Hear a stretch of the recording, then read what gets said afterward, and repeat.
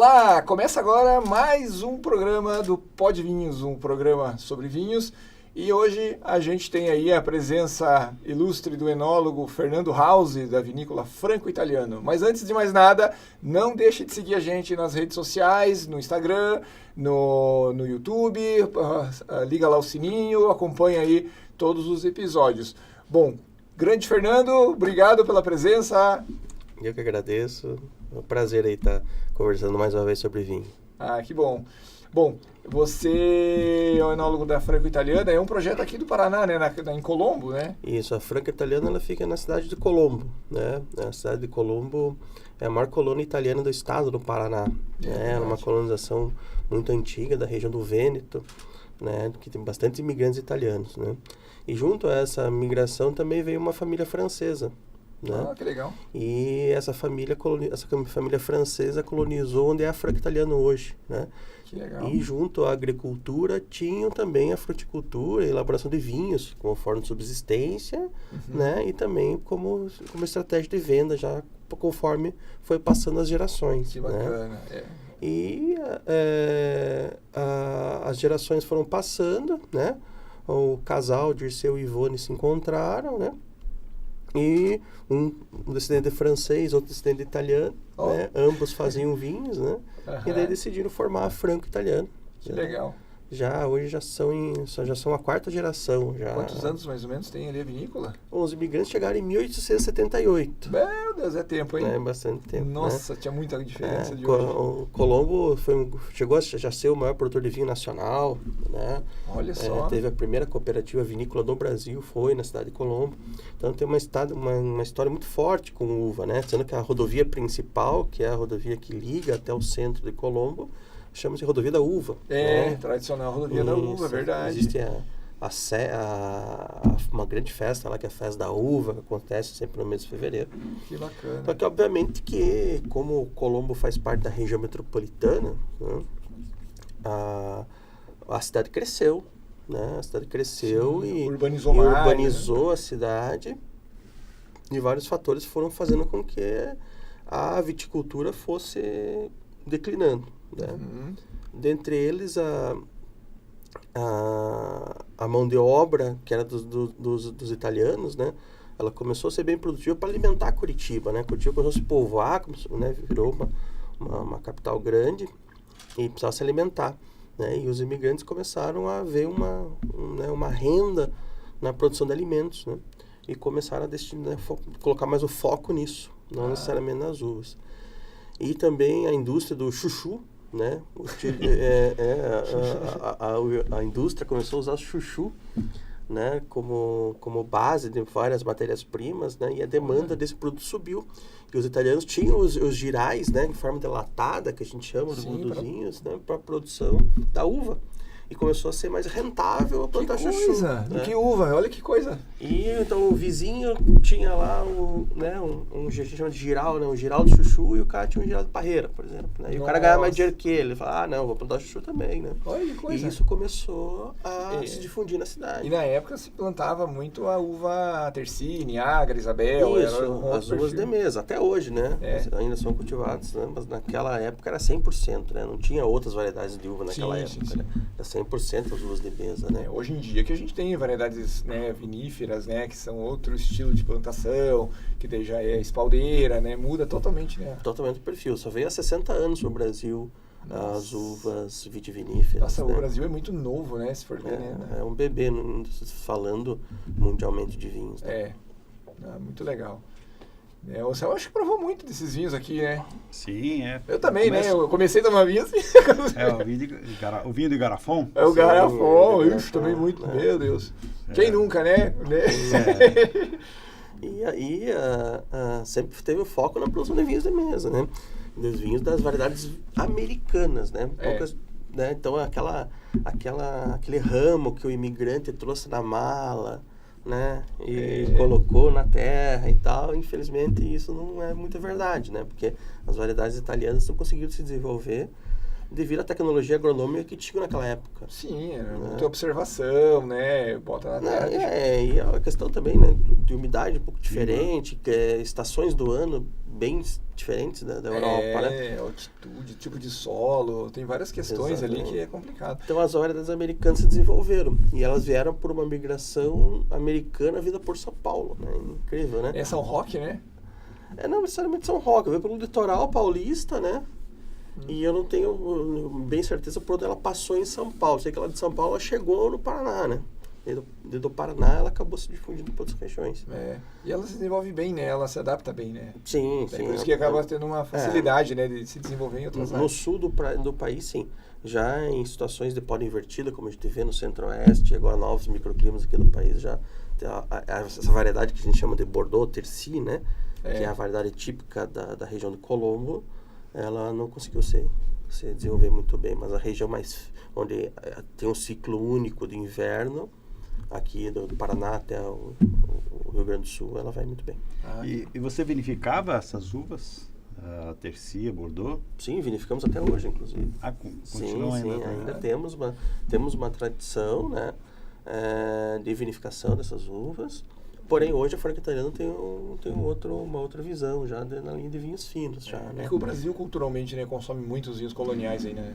Sim, a gente tem um mercado que são 4 gerações, né? Então, é mais fácil ou mais difícil vinificar essas uvas? As viníferas ou as americanas? Qual que é mais fácil? Eu não diria fácil, eu diria mais, digamos assim, o processo de elaboração dos vinhos de uvas Vitiglambourg, são as variedades americanas, elas não contêm em demasia os taninos, né? Essa característica tânica que as variedades europeias têm. Então, são vinhos que devem ser consumidos jovens, né? Então, a jovialidade traz a qualidade para esse vinho. Então, um vinho com acidez mais alta, um aroma de fruta bem intenso, e que o tempo não ajuda, não beneficia esse vinho. Sim, né? Novo para ser consumido novo. Né? Então, ele acaba se tornando menos complexo a elaboração desse vinho, porque em contrapartida as variedades vitiviníferas europeias têm essa substância tanino, e a gente extrai o máximo de taninos possíveis da casca, né? Então isso já requer mais paciência, né? Então hoje, se você ter uma ideia, um vinho tinto mais jovem comercializado pela Franca Italiana hoje, ele é um 2019, né? Então já são alguns aninhos aí que ele foi produzido, né? Estamos em 2023. E o que fez você virar essa chave? Assim, o que despertou esse interesse em você começar a vinificar também as vitiviníferas? Que é um desafio, né? Isso. No início, como enólogo, mais um desafio profissional mesmo, né? Confesso que não foi uma demanda no mercado, ninguém ia até a Franca Italiana e pedir, eu quero tomar um Cabernet Sauvignon, por exemplo. É difícil, né? Vou fazer, eu acredito na ideia, né? E vamos pra frente. Isso. Então, não tinha muito isso. Era meio realmente a vontade de querer fazer, né? Vontade de querer fazer. Aí, na época, então, foi contratado 2 enólogos, um engenheiro agrônomo, né? Naquela ocasião, isso foi no ano 2000. Nossa. Para formatar de como seria esse passo mais ousado, né, de estar numa vinícola fora do eixo do Rio Grande do Sul, produzindo vinhos finos, né? Então, a primeira visão e a primeira ideia é fazer como todas as vinícolas fazem, né? Tipo, eu sou desse lugar, eu quero que as uvas sejam desse lugar, né? Plantar lá 10 variedades de uva e elaborar os vinhos dali. Porém, como a Franca Italiana já era derivada dos vinhos de mesa, né? Foi um projeto até indicado pelos enólogos da época, e falou assim, bom, antes então, já que vocês querem fazer, vamos estar talvez vinificando variedades de uva diferentes de outras regiões, né, para ver se é isso mesmo que vocês querem e tal. E esses enólogos já naquela época cuidavam de 15 vinícolas, desde a extrema divisa com o Uruguai até o Rio Grande do Norte. Nossa, muita coisa. Né? Para ver realmente se vocês, né, se adaptam com esse estilo de vinificação e tal. Porque é um manejo diferente, um trabalho diferente, cuidado, né? E principalmente investimentos, né? Investimentos bem mais altos que que investimento de vida mesmo. Tecido e material, né? Os tanques de inox, né? Não é fácil. Tem daí toda a tecnologia, né? Ela é voltada um pouco diferente, né? vinificação. E é um controle período térmico. eu lembro de um período que, pegando a partir de 2000, assim, é um período que o consumidor também está evoluindo no mundo do vinho, né? Muita gente, eu mesmo, eu lembro que já tomei muito, né? Quando eu era adolescente, mais novo, um vinho colonial, um vinho mais docinho, né? Aquele vinho redondinho, mais leve.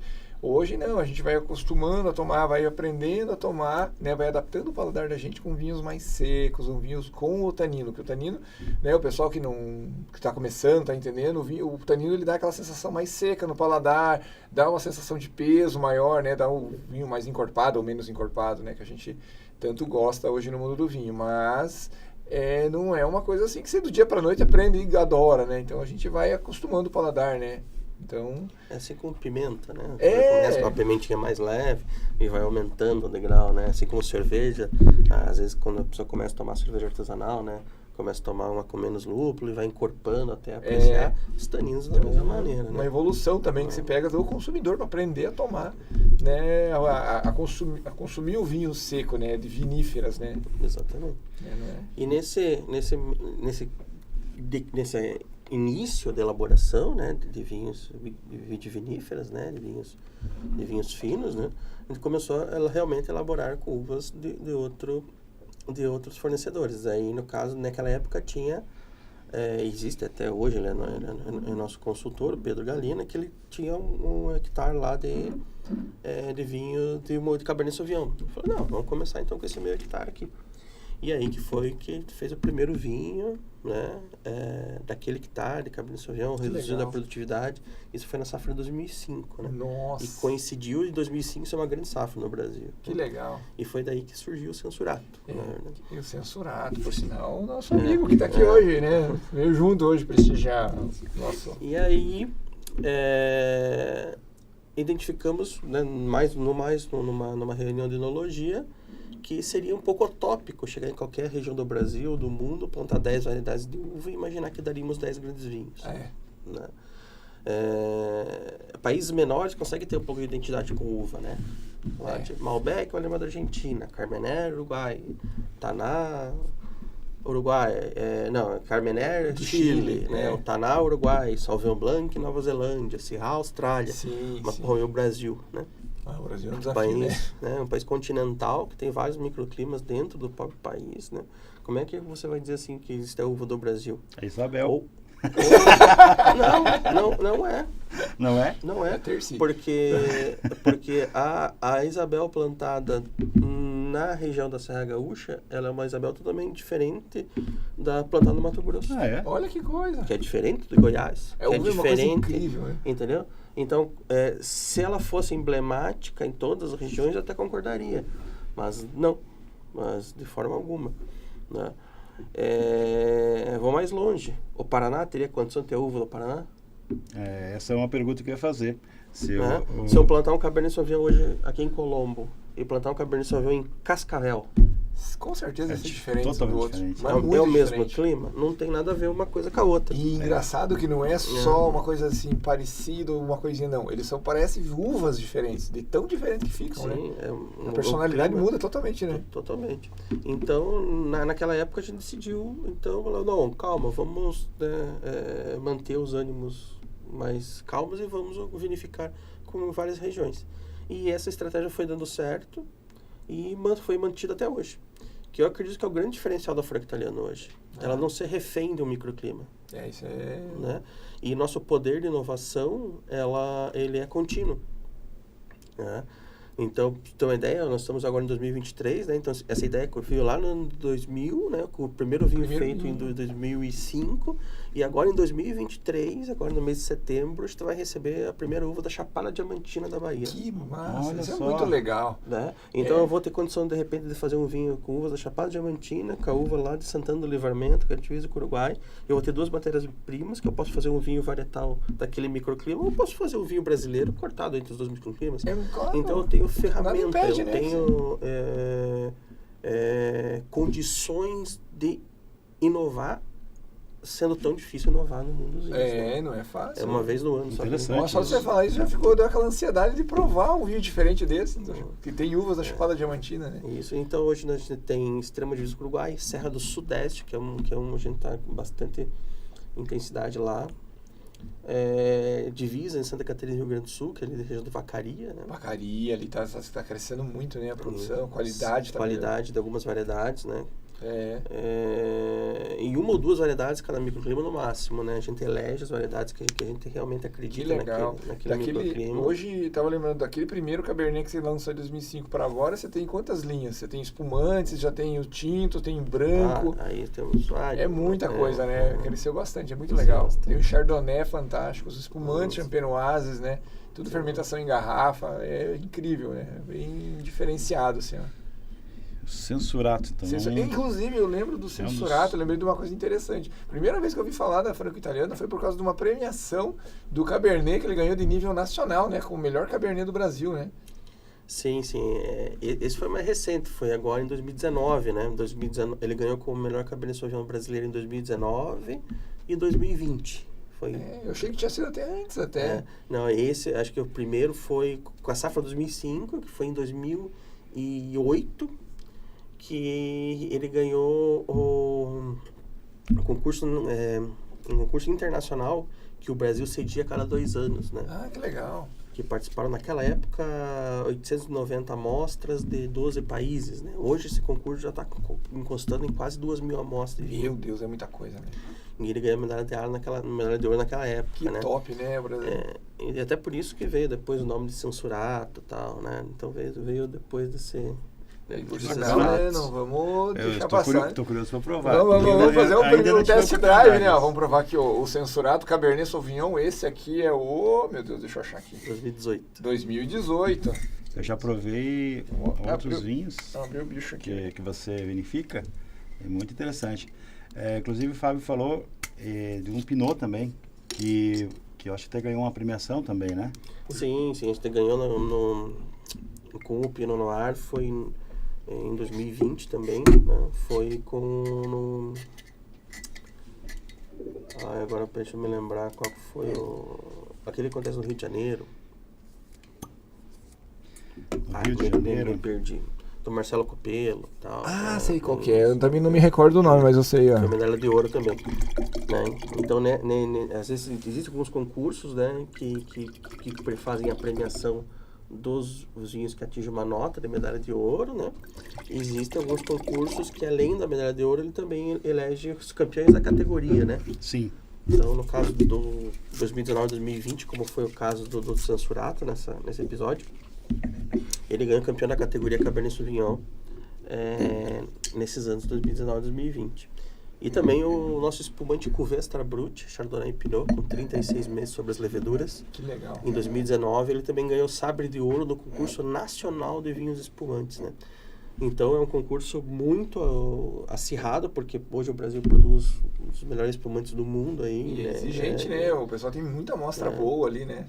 Então, fizeram a degustação, né? E elegeram os medalhistas de ouro. Que legal. Depois pegaram as 5 maiores notas, né, e fizeram uma redegustação dos vinhos com as 5 maiores notas e elegeram o Sabre de Ouro, que daí foi considerado o Cuvée Extra Brut da franco-italiana. Que legal. Como, né, a nota mais alta do espumante champenoise. Que bacana. Bacana isso. É bacana o reconhecimento de um trabalho, né, que é tão difícil, né? Isso é muito bacana. Mas olha, eu provei um pouco o aroma. Saúde. O aroma desse vinho é muito legal, porque as pessoas têm aquele receio, às vezes, de provar Cabernet Sauvignon e acham que a primeira coisa que vai encontrar é o cheiro de mata, ou a famosa pirazina, né, no vinho, né, como o pessoal encontra, às vezes, no vinho chileno, né, que é muito habitual, né. E o vinho brasileiro, dependendo da região que você pega, você não tem nada disso daí, né. Ele é super frutado, é elegante, esse vinho tem essa característica, é muita fruta. É bem interessante ele. Você pode reparar em vinícolas brasileiras, poucas vinícolas brasileiras têm rótulos Cabernet Sauvignon. Sim. Porque realmente a questão do microclima influencia muito, né? E mesmo no microclima que você julga às vezes correto, o Censurato ele não é lançado toda safra. Só safras que o Cabernet Sauvignon consegue atingir a maturação plena e conseguir degradar a pirazina, né? Então, assim, em alguns anos que o clima acaba e que, né, a gente, né, estão vendo que ano a ano o clima muda, né? eles têm nos últimos anos nos favorecido, mas às vezes ele, né, ele prega umas peças em nós. Nossa, E aí a gente tem que abortar a missão. Não, é tão ingrato pro produtor de vinho, porque tem momentos que você tá lá produzindo, a maturaçãozinha da uva tá perfeita, aí tá perto de colher, às vezes falta uma semaninha, aí desaba aquela chuva, né? Meu Deus, ou aquele granizo, né? Que daí, meu Deus do céu, acaba às vezes 30% da produção vai embora, né? O Brasil é difícil, você não tem ideia da não, mas não é só o Brasil, não. Eu morei na França todo ano 2007 e acompanhei vinhedos de chorar. Realmente aconteceu. Uva perfeita, bonitinha. Uva perfeita, bonitinha, em uma semana, por um descuido, ou por uma situação climática, ou mesmo por uma chuva de pedra. Uma aposta, muitas vezes. Eu vou esperar um pouquinho mais para colher. Isso. Então, não é o Brasil, é todo o microclima do mundo hoje está suspeita, está à mercê disso. E não é só uva, né? Tem toda a agricultura no geral. Tudo no modo geral. Você vê aí, a questão de seca excessiva, queimando tudo, né? Quando você vê, o cara tá perdendo tudo por causa de queimada. Exatamente. Então, às vezes, o bom que tudo voltasse ao normal, né? O verão, inverno. Isso seria incrível, né? As estações corretas. As estações bem definidas seria o mais que ideal. Muito elegante esse vinho. E ele tem me parece um potencial de guarda bom, né? Sim, sem dúvida. Isso é uma virtude, né, do vinho brasileiro, né? Tem um potencial de guarda, né? Isso, exatamente. Os vinhos brasileiros, dependendo do seu microclima, né? E do seu fator também, às vezes, alinhado comercialmente, né? Pode resultar em vinhos realmente de longa data, né? Hoje a gente tem lá na vinícola o Cuvée Extra Brut, o Cuvée Taná, né? Que é um vinho com 2 barricas 2012 cortado com 2 barricas 2014. Né?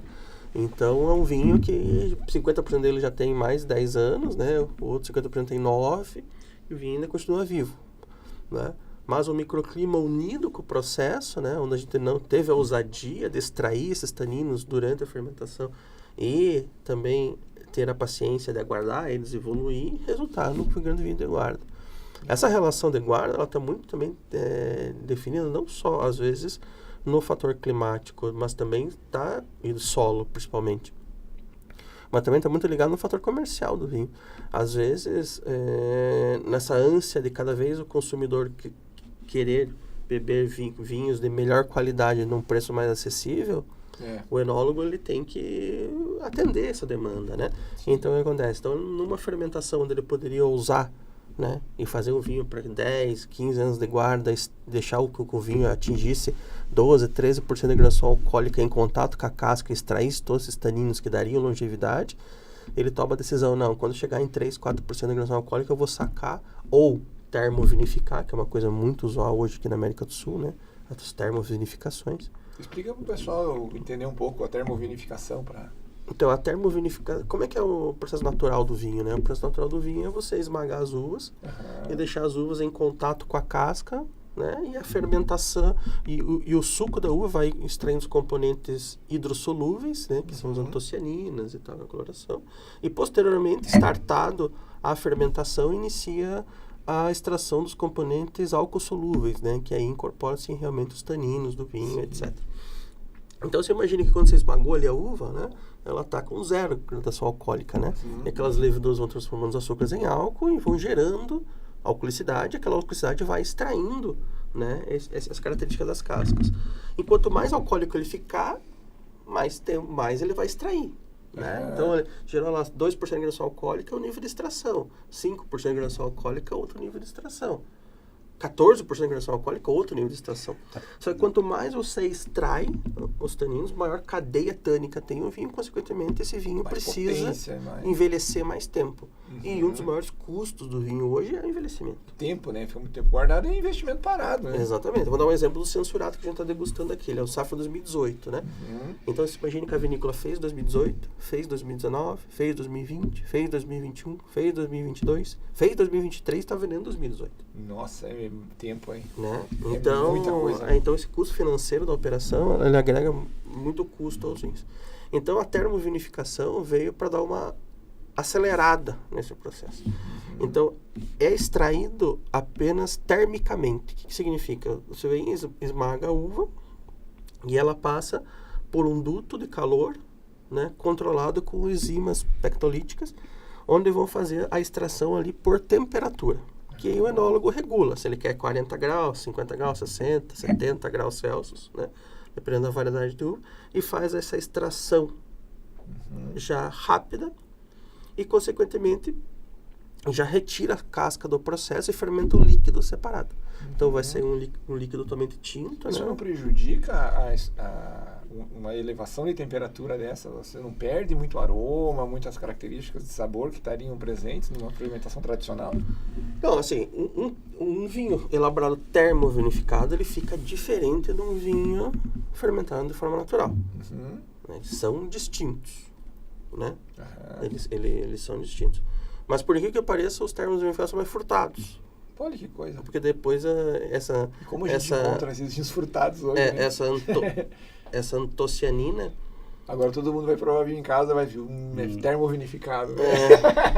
Essa antocianina, ela é conservada depois fermentando com baixa temperatura e tal. Então, tem uma extração alta, tal.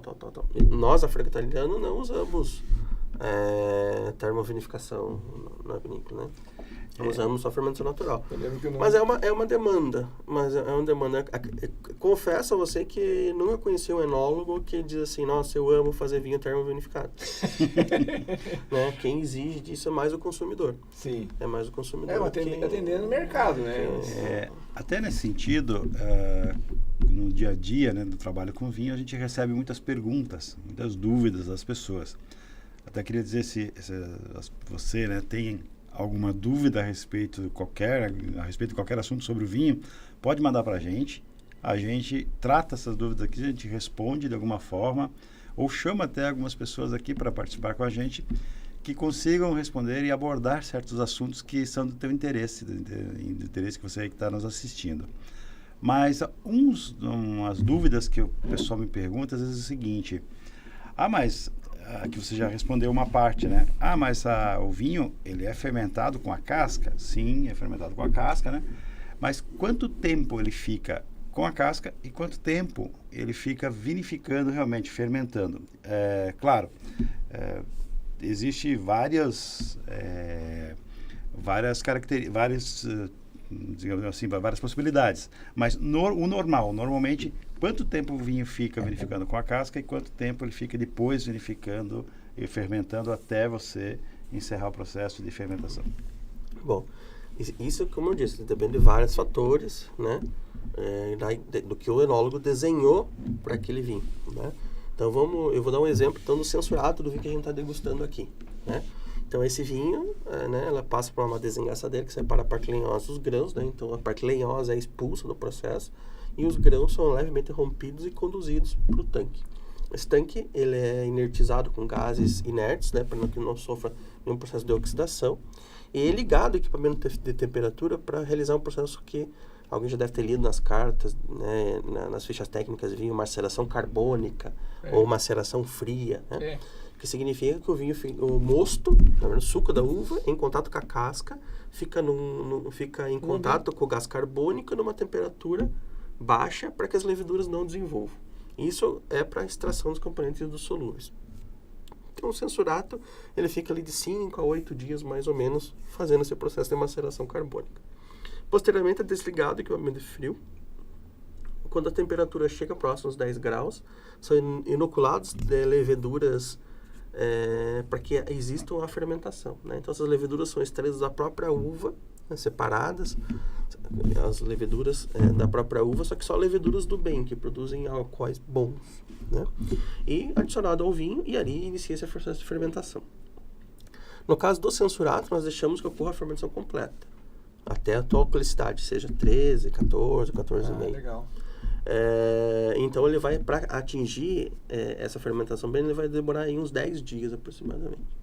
Depois desses 10 dias, é separada a parte sólida da parte líquida, né, através de uma prensa. E esse líquido, ele vai para um tanque que não precisa ser aqueles tanques com controle térmico, camisados, né? Porque depois já vai ser com a temperatura correta e os açúcares vão acabar, não vai gerar mais energia, não vai gerar mais calor.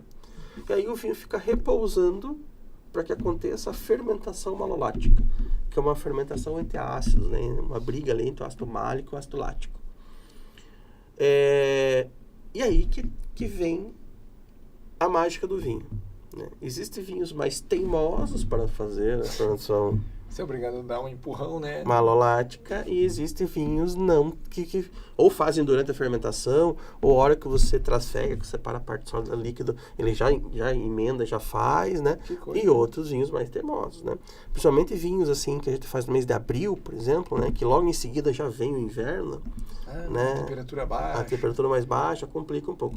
Então nós vamos aí dar uma média aí que o vinho fica aí entre 3 a 4 meses no tanque, para que isso aconteça de forma natural. E é muito importante que aconteça para os tintos, porque o ácido lático ele tem um ataque mais doce que o ácido málico. É uma sensação mais sedosa no paladar, né? Dá uma sensação amanteigada. No caso dos vinhos brancos, a fermentação malolática ela é facultativa, né?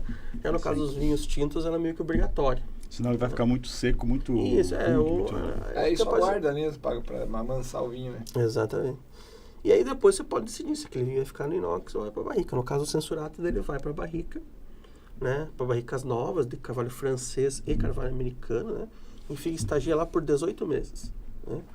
Onde... O que vai acontecer, né, nessas barricas, né? Vai existir a quebra da cadeia carbônica dos taninos, né? Onde o nome desse fenômeno chama-se polimeração, né? A polimeração dos taninos, deixando o vinho com menor volume de boca, uma cadeia mais longa, onde passar gosto de madeira é consequência, não é o fim. Isso sempre a gente comenta na loja. O pessoal às vezes vai com essa ideia, nossa, é madeirado, então é bom. Né? E não é bem por aí, não né? Não necessariamente que a barrica fez isso. Mas a barrica, pode ver aqui que é um vinho que tem 18 meses de barrica nova e não tá aquela bomba de madeira. Ele né? tá com uma textura maravilhosa e a fruta tá aparecendo. Não é, porque ela não é, a madeira não é o ator principal, né? Ele é o coadjuvante, ele tá ali para acertar a textura, deixar ele elegante, né? Polimerizar bem, né? A cadeia de tanino, mas não é para ficar aquela coisa de madeira. A gente brinca, né? Chama de suco de cupim, né? Madeira pura, né? Em forma líquida. Porque fica muito pesado, né? E depois desses 18 meses, daí ele é engarrafado e as garrafas vão até as casas subterrâneas, onde aí já fica um período de cura da doença da garrafa, né? Então tem mais um período longo de garrafa aí para que o vinho se organize, né? Porque assim como a gente sempre fala, né, vocês como loja, como atendente com os consumidores, né, vocês sempre falam, não, né, cuidado com esse vinho para não ter oscilação térmica brusca, né? Sim. Guarda ele na adega ali por um tempinho antes de consumir, né? Porque é um vinho complexo, ele pode se desequilibrar e tal. Imagine lá na vinícola, né? Então você está no 18 meses numa barrica de 225 litros, né? Aí depois você foi lá, enfiou um pescador em cima da barrica, enfiou um tubo de nitrogênio e empurrou o vinho pro tanque. Ele foi pro tanque, ele passou por um filtro de terra de atomácia, né, com 2 bar de pressão. Nossa, depois ele foi para uma engarrafadora, nitrogenado, cheio de nitrogênio, né? Daí entra aquela engarrafadora, daí vai para uma garrafa e leva meio enrolhado em cima, né? O vinho ele se descompacta todo, né? O tanino vai para um lado, a acidez para o outro, a cristálide para o outro. Para todo lado, né? Então as caves são fundamentais, né? Para que o vinho depois ele volte, se organize, comera na barrica descansar, e continue sua evolução, né? Então o censurado ele fica mais ou menos em um ano até às vezes 2 anos em garrafa, para até chegar no consumidor. Que legal. Então isso foi o censurato, né? O processo ele pode ser mais curto ou ele pode ser mais longo, depende da característica da intenção da nova. Desculpe, eu ia só perguntar rapidamente sobre o potencial de guarda dele. Aí uns 15 anos com facilidade. 15 anos, né? Você vê, é muito legal, né? Vinho brasileiro. E isso responde parte de uma outra pergunta que eu acho que é a pergunta que mais me fazem, né? Por que um vinho, o preço dele é R$100, outro 50, outro 30, outro 500, outro 2.000, outro 3.000, né? E por que uns podem evoluir em garrafa, pode aguentar uma guarda maior e outras não, né? Que está relacionado ao processo químico, ao processo de como é tratado na videira, o custo que está envolvido no processo de produção e também de vinificação, que é o caso das barricas, que eu acho que hoje é um dos maiores custos, né, quando o vinho passa por barril. Então, se você puder falar um pouco disso, né? Claro, com prazer. Bom, o primeiro fator, um dos mais importantes, é a produtividade por hectare, né? A produtividade das uvas. Então, o custo de produção de 30 toneladas por hectare e de 2 toneladas por hectare é o mesmo, né? Então, esse é o primeiro fator dos mais relevantes, né? Então, por que as vinícolas elas manipulam a produção das uvas no vinhedo? A videira ela produz o fruto em fim de proliferação da espécie, né? Para que a gente faça vinho ou se alimente dela, né? Então ela afunda suas raízes para retirar nutrientes dali, levar até a uva, né? E essa uva fazer com que caia um grão e desenvolva uma nova videira. Então quando ela está com bastante uva em cima da planta, né? Qual que é o pensamento da videira? Bom, tô sossegado, tem um monte de uva aí, né? Eu vou cumprir minha função, né? Uma dessas aqui vai cair, vai proliferar e eu não vou morrer, né? Então o que acontece? As raízes dela se acomodam, né? E pegam aqueles nutrientes. Eu vou imaginar que são 2 metros quadrados de raiz, né? Só uma alusão. Ele retira nutrientes desses 2 metros quadrados e abastece, divide de forma única para esses, vamos imaginar 10 quilos de uva numa planta, certo? Ela vai pegar todos esses nutrientes e dividir. Se ela tiver 5 quilos de uva, peraí, eu vou ter que, né, tô com um probleminha. Ela vai dar uma afundadinha na raiz e vai tirar esses nutrientes e colocar em 5. Se ela tiver 1 quilo por planta, ela vai pensar, ferrou tudo. Tô morrendo. Né? Meu Deus do céu. Caiu minha cara. Então, ela vai afundar mais raízes, vai pegar tudo que ela ia espalhar para 10, ela vai concentrar em 1. Entendeu?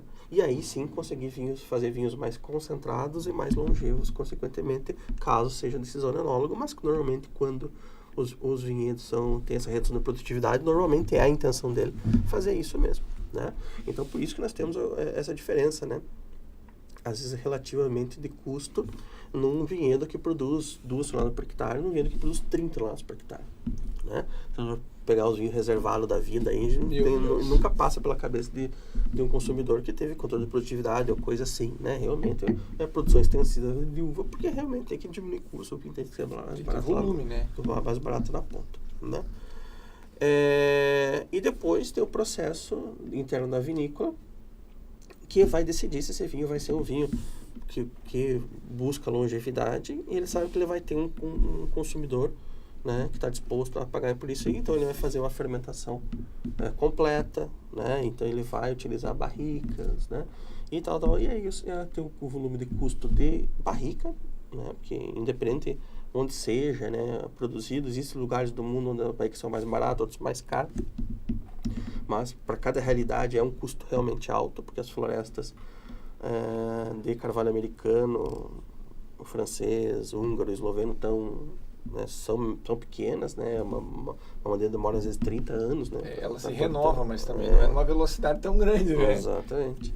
Então diminui isso aí, acaba com a oferta marca o programa marca oferta, aumenta o preço.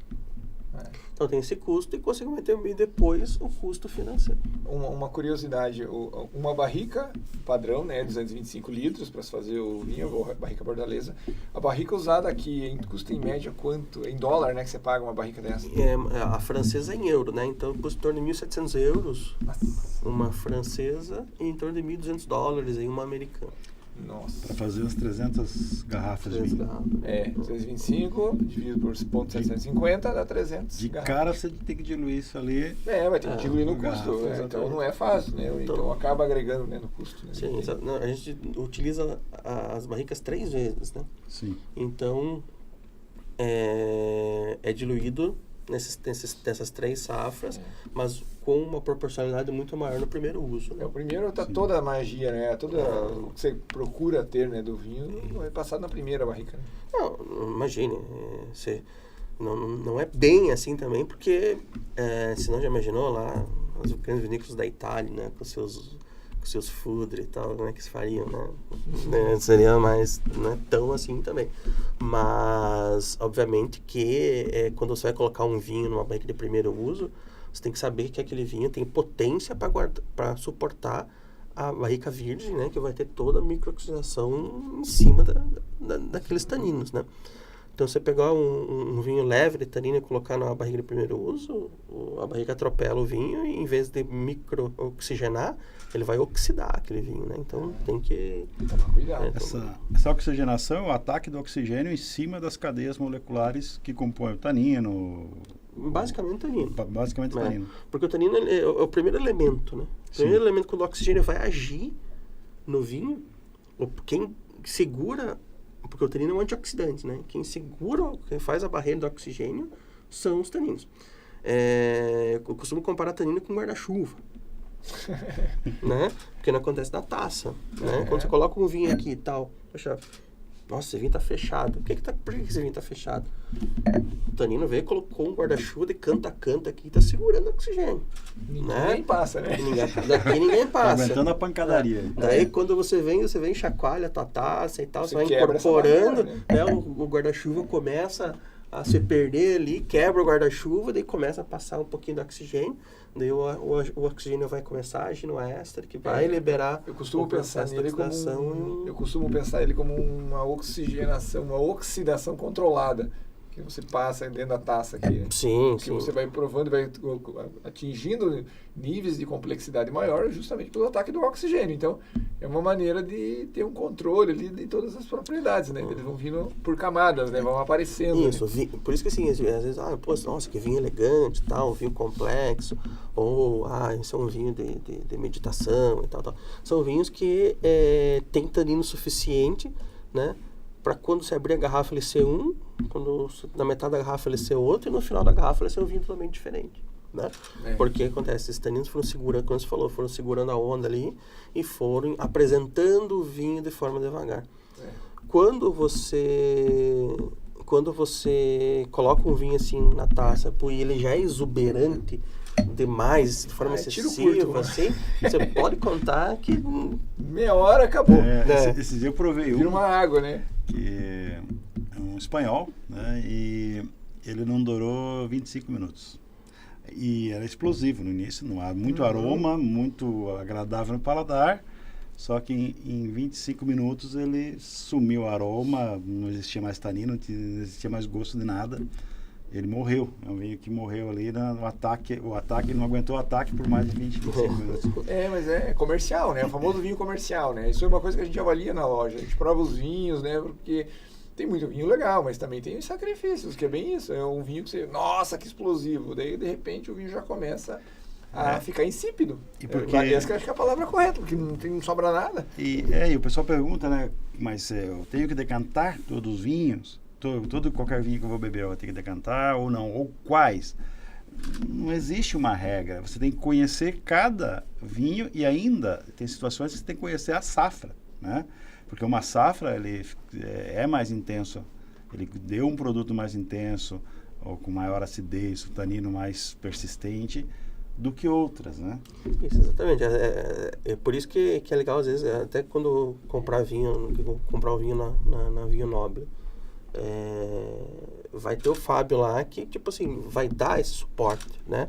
Tipo assim, eu conheço esse vinho, eu decantaria. Ou assim, não é porque não vai decantar o vinho que o vinho não tem qualidade, não. Esse vinho eu tomaria sem decanta, colocaria ele numa taça grande, deixando ele evoluir na taça. A gente sempre fala, né? Há vinhos para todas as situações. Você quer uma coisa rápida, tem um vinhozinho legalzinho, frutado de entrada aqui, é tiro curto, mas tem situações que ele se encaixa. Às vezes é um jantar, beleza, né? Isso a gente sempre faz, pergunta, né, alguns detalhes justamente por isso. É bem isso aí. Mas agora, eliminar o aparelhinho chinês, né? Esse dava pra... O qual? O aparelhinho chinês, né?